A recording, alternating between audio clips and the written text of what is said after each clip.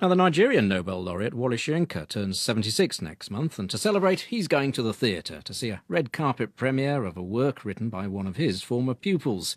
Niyi Coker Jr., who currently teaches in the US, wrote his play Preemptive in response to America's so-called war on terrorism, a critique of former President George Bush's administration and its combative, let's strike first before they strike us mentality. The play features Vivian, a white Christian scientist who's in love with Ahmed, a black Muslim colleague from Zanzibar, something she tries to keep from her xenophobic racist family. When her uncle, a retired New York cop, turns up at Vivian's flat unexpectedly and finds Ahmed praying, his clothes in a bedroom, Ted immediately assumes his niece is involved with a would-be terrorist. Although born out of his American experience, which has become worse following a Nigerian hijack attempt on a US plane last year, Niyi Coker also sees parallels with what's happening in his own country, Nigeria's ongoing inter-ethnic and religious strife. The play was in rehearsal in Illinois when I caught up with Niyi Coker. He brought two of his drama students along to give us a flavour of the work, but first he explained why he'd written it in the first place. This was, of course, at the peak of the George Bush administration and the confrontations with Iraq. And essentially everybody was kind of saying the same thing about the relationship that the U.S. had with everybody else around the world in terms of the polarization that was going on. And it was kind of absurd. You know, it was a really absurd theater. I think it's the kind of theater that Beckett or Pinter would have actually, really, really loved. In terms of a lot of the utterances that were really, really bizarre. So looking at that and how religion and polarization of religion seem to be sweeping the world, and particularly was sweeping parts of Africa, it continues to sweep parts of Africa. I was trying to lock that into a context, looking at how human beings interact and interrelate, and the fact that we have all this technology, cell phones, email, Twitter, and all these devices that should enhance the way we communicate with one another. But, there seems to be really an utter breakdown in communication. It's as if the more we devise ways in which to communicate better, there is a flaw in real human interaction and communication. It's about, in many ways, it's about paranoia, xenophobia, isn't it? Paranoia, xenophobia. Preemptive strikes against those you fear, those you suspect. That seems to be at the heart of it. Precisely, and rationalizing it. That's the bizarre part. How do you rationalize that and the tragic consequences that come from rationalizing those kind of acts about preemptively striking at others?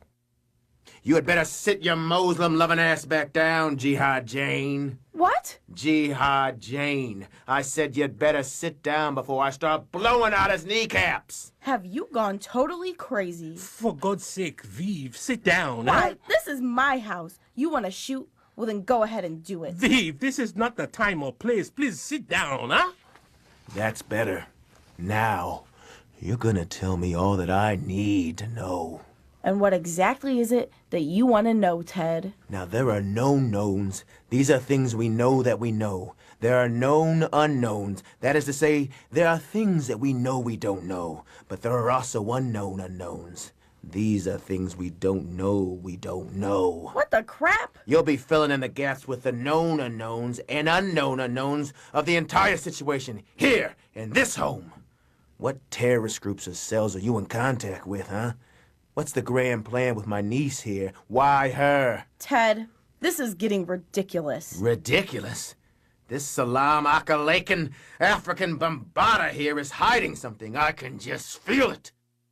Good to see that Donald Rumsfeld quote. We have no knowns and no unknowns creeping in there to the drama, the theatre, the energy. I mean, it certainly draws attention, doesn't it, to the ease with which minorities can be demonised, the way hatred is fuelled between different groups within a society. Yeah.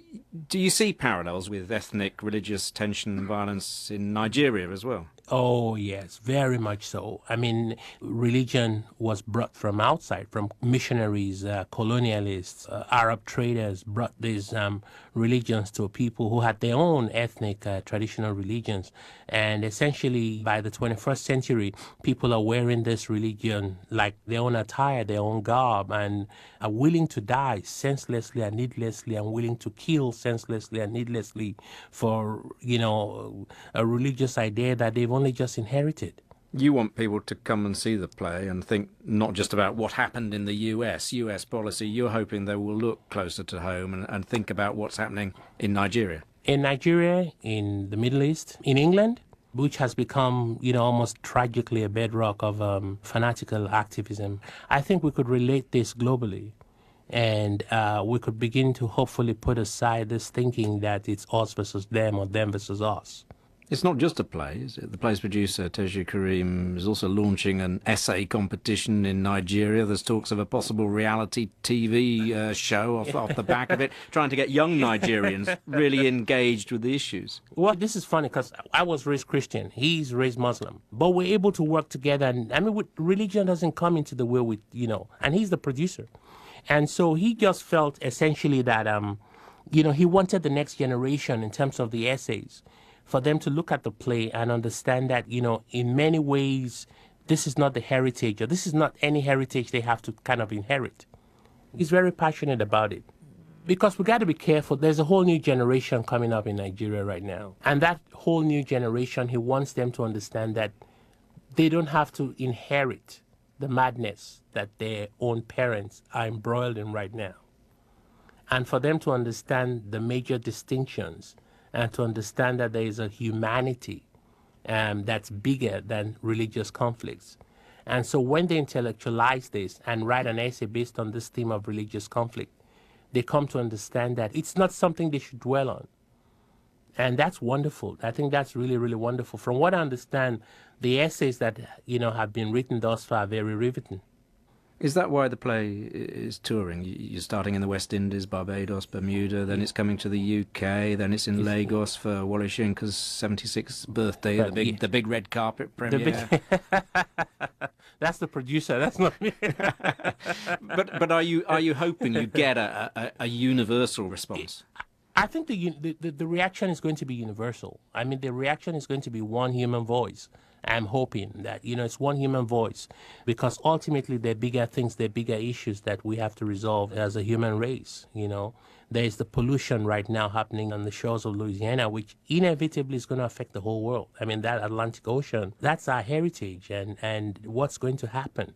I've seen this happen consistently in the riverine areas in Nigeria, where practically, destroy the ecological system there. And now this is in the West. And these are the kind of things we should focus on.